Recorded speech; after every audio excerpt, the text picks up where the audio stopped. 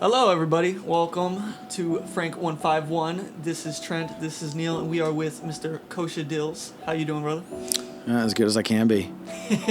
For sure. It's getting to be a pretty dark day in New York, but of course, in the world as a whole. Really, when it comes down to figures within the street, I hate using the word culture or whatever. It's just our life. Mm-hmm.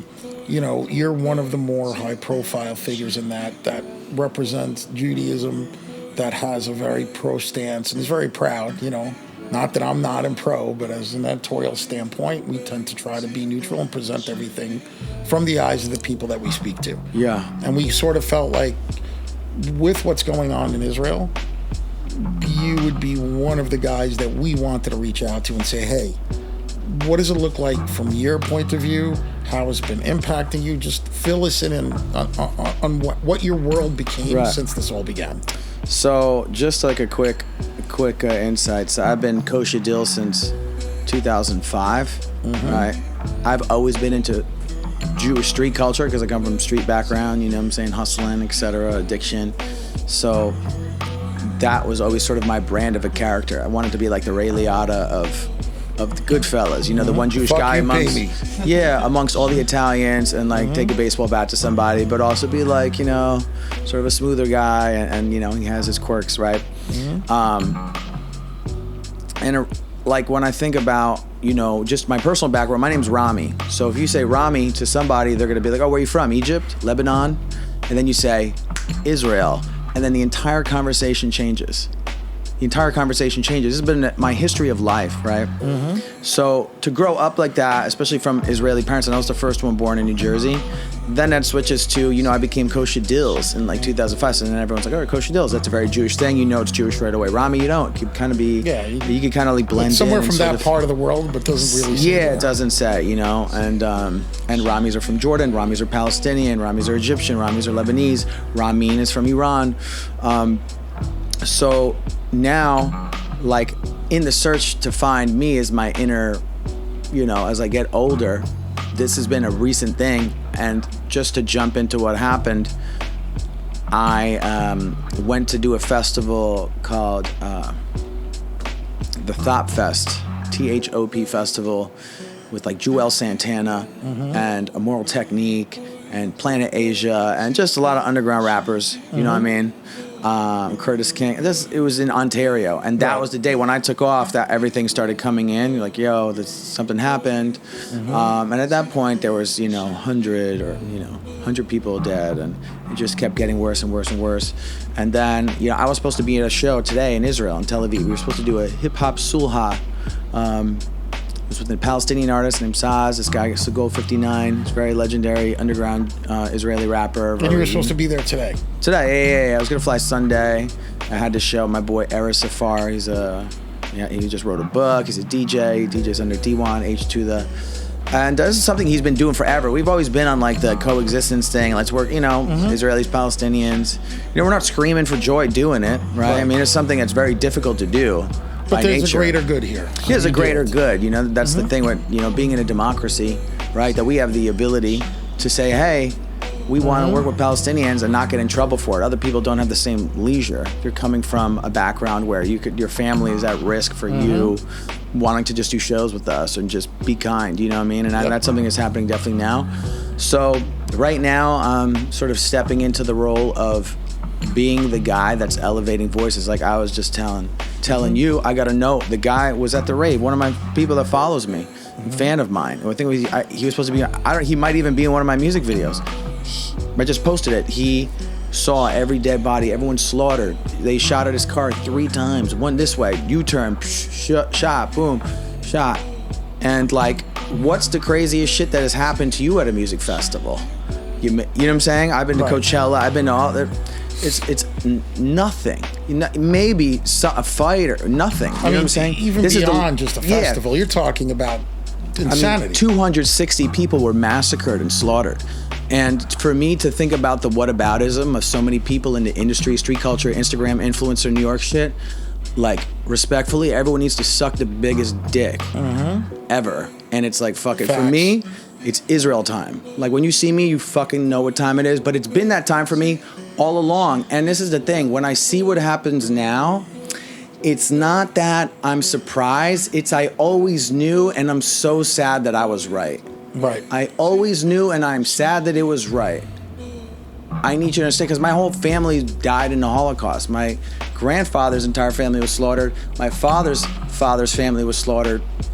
And you kind of like, hey, well, you know, all the kids at the festival are liberal. Mm-hmm. It's not like they're like, well, we love the government, we hate, you know, we're dancing, like everyone's invited.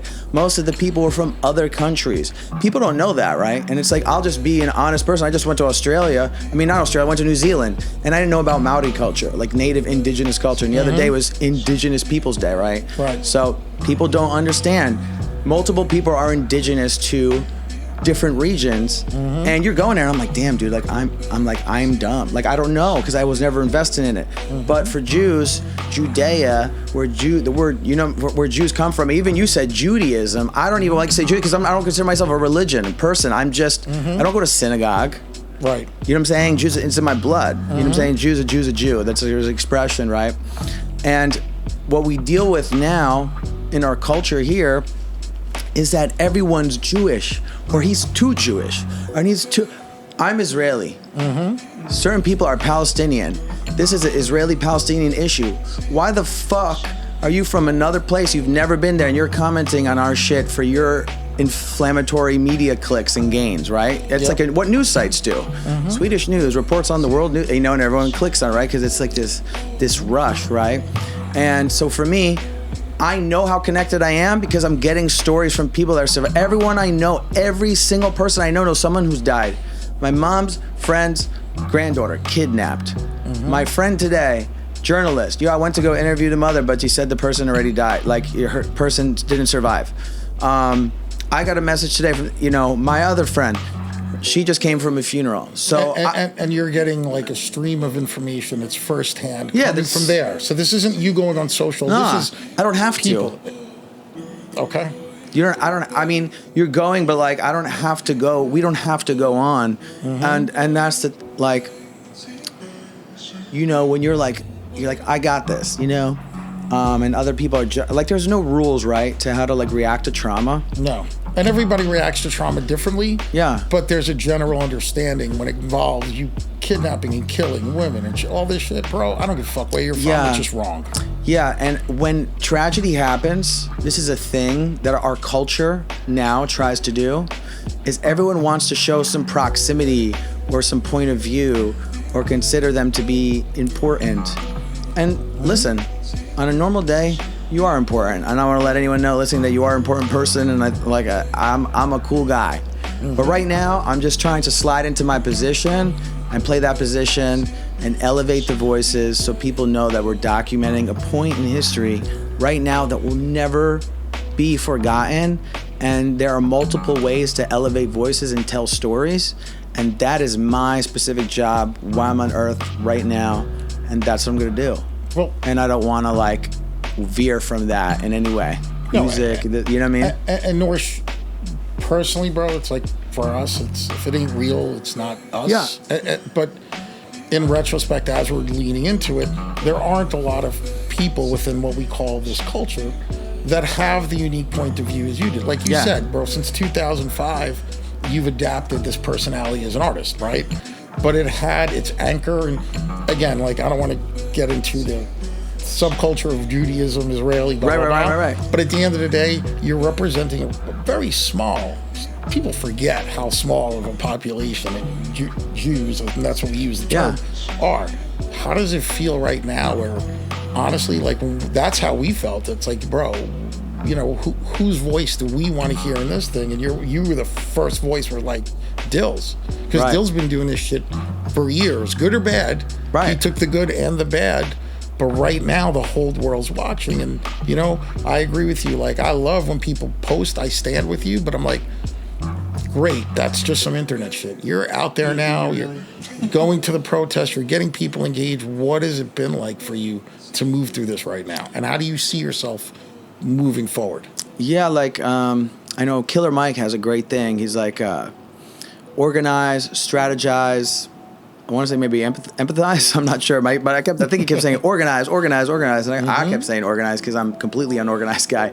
But I'm like, okay, organize, strategize. What are we doing here? Jews are normally, like, if you go to a rally for fighting anti-Semitism, it's like, you know, in Jewish culture, it's kind of funny. It's like we have Larry David moments, right? Yeah, a lot. And you're just like, oh, we're here, and he's got like some old guy, and you're like, I thought there was anything to drink, you know, and you're just like, is there anything to eat, right? You know, and you're just like, and that's not the time. It's like you need, if you're not fighting in the military or you're strategizing, you're trying to elevate voices, get to high places in media.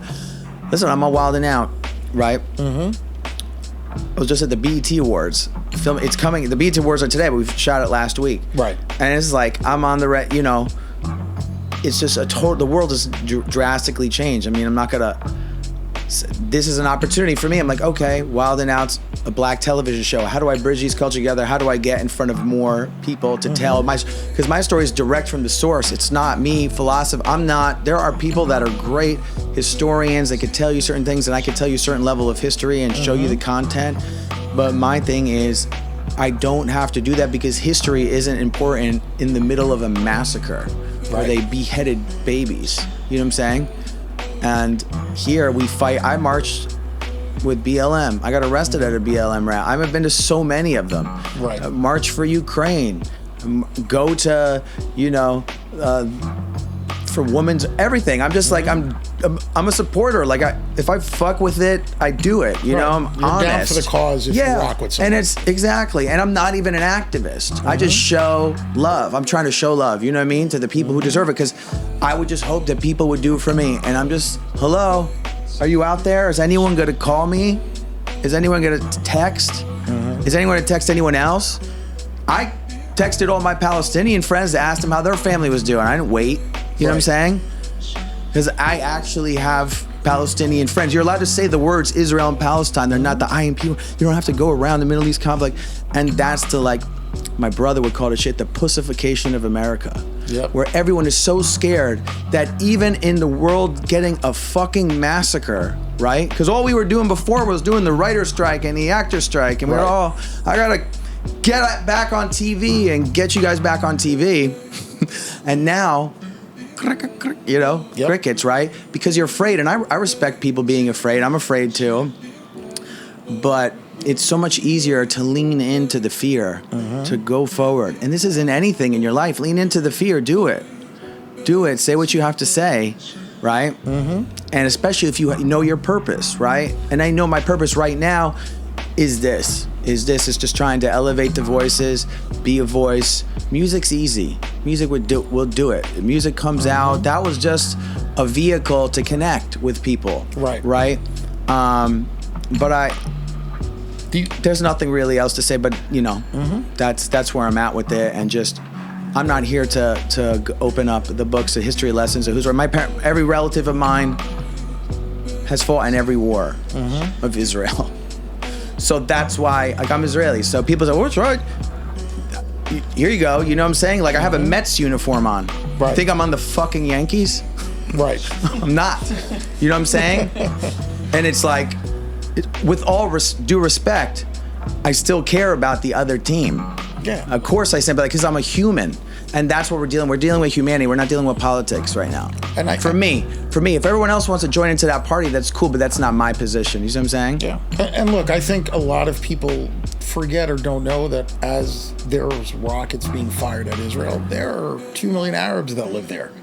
They're not just hitting, they're Israeli. They killed many Arabs, by the way. They're not all Jews. Right. So it's not just an attack on a people, but it is because, again, there's a reason why. They didn't ask everyone what your political affiliation was. But they just started firing rockets, and whoever got caught in that crossfire. And again, look, regardless of where it is, and I have my own personal opinions and family, etc., I equate it to,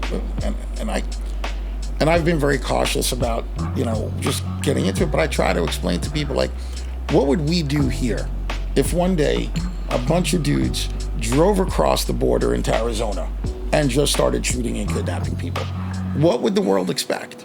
Yeah. What would we expect from those who have the balls to fucking serve, right?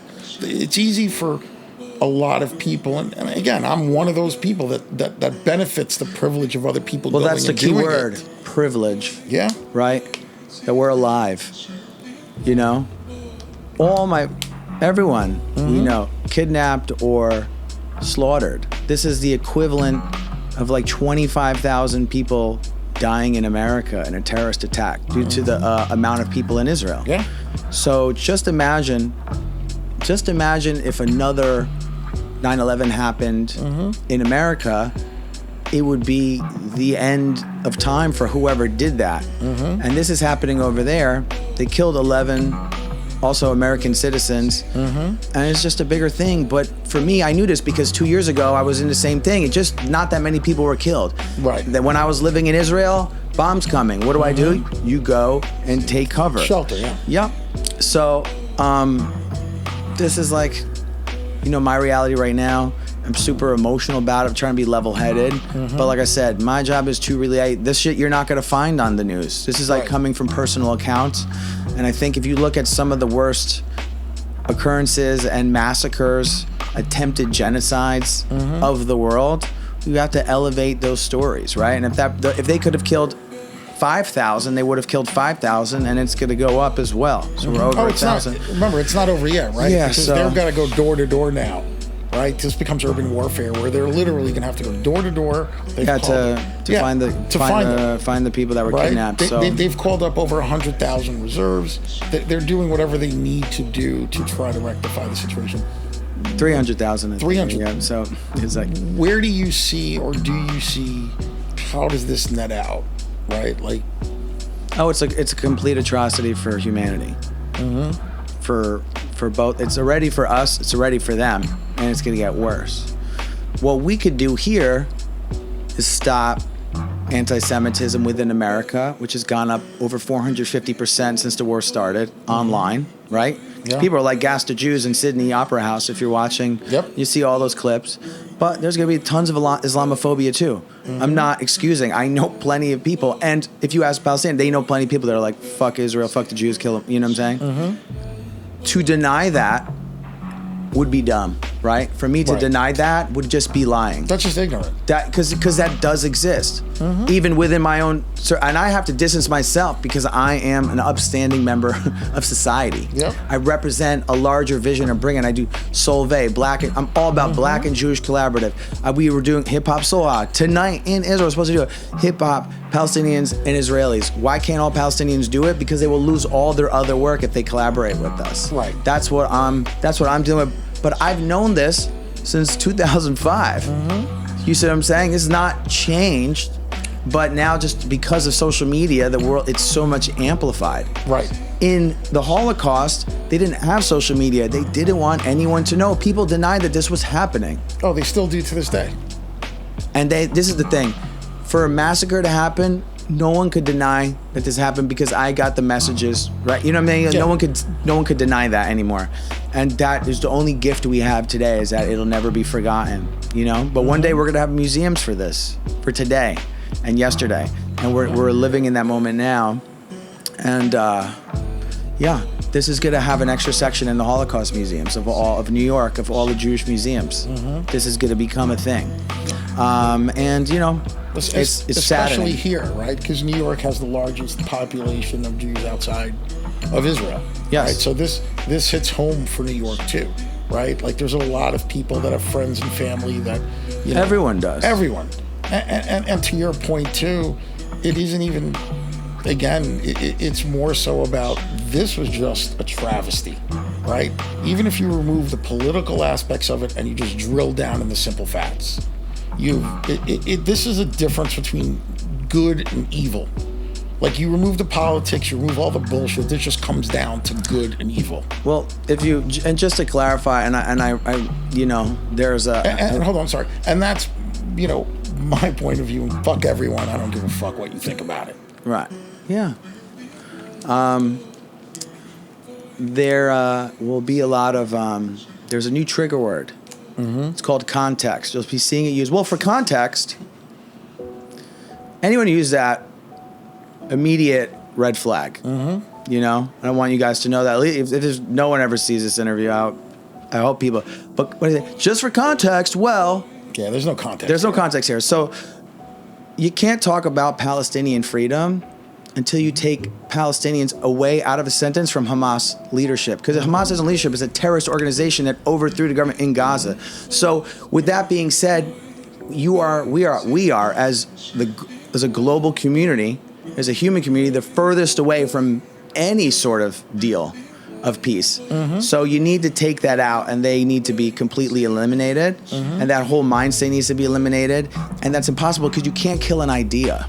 No. You cannot kill an idea. You could kill a person, an animal, and they have done that on video, but you can't do that. And so that is the challenge I give to you guys, and the only way you could kill hatred is by working together. And as hard as that may sound, now is not the time. Now we're in war. But so I need to like I'm not interested really to be like, oh, let's, right away. No. And, I'll take a picture with some of my friends, and to make people happy and stuff, because I know if it reaches 10,000 people, and people they'll have some sort of warmth in their heart. But right now, the morale is so low that the only thing you could do is just really, like I said, elevate stories of survivors and come together as a community. Yeah. So that's it. That's all I got, really.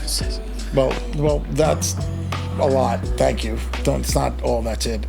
And I'll just leave you with this thought. Again, you brought up another point. Like, people need to really understand before they just jump on the internet and social media and say shit. Like, understand that what people are living where, who's making their lives difficult, how Israel tried to do two-state solutions, who's really starting this shit over there. It's Hamas.